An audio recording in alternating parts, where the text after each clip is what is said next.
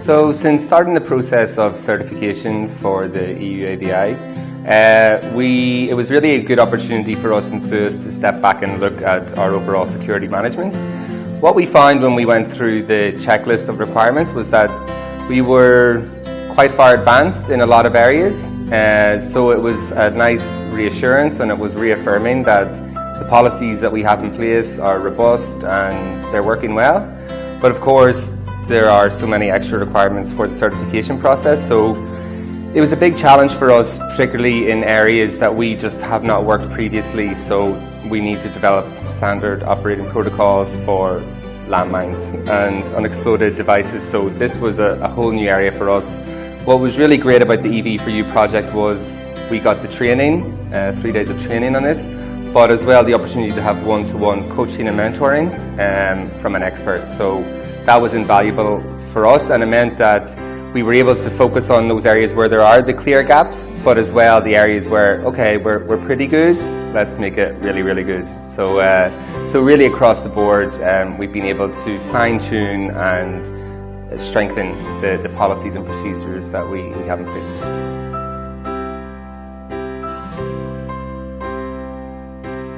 In SUEZ, the number one priority for us when we send volunteers overseas is the safe return of all involved in the program. So that includes physical well-being, emotional well-being. So everything that we do when we're designing our volunteer program is centered around that. So we employ an approach that's around acceptable risk. So the first step for us is understanding the risk that is involved, because of course risk is a part of everyday life. We're all experts at managing our risk day to day, and a context in the Global South is similar in that you manage the risk, but the context is completely different. So we really share, we put an emphasis on individual and collective responsibility, that SUEZ is not your parent, SUEZ is not your teacher, while our volunteers are all young adults, so maybe slightly less experienced in these kinds of areas, they are adults. And so really it's up to them to make sure that they're managing their own risk and that they're managing the risk of their teams as well. So we produce a set of guidelines. We're very clear that they're guidelines and not rules. Rules are there to be broken. Guidelines are there to help you navigate and understand the context and how to act appropriately.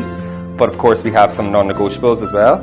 So we do a lot of training, scenario-based training. We are lucky now, we have 16 years of experience of sending volunteers to these areas, so we're able to use real examples. And sometimes they say, oh, that sounds crazy, no one would ever be so stupid. And we're like, yeah, it happened. Yes, they are.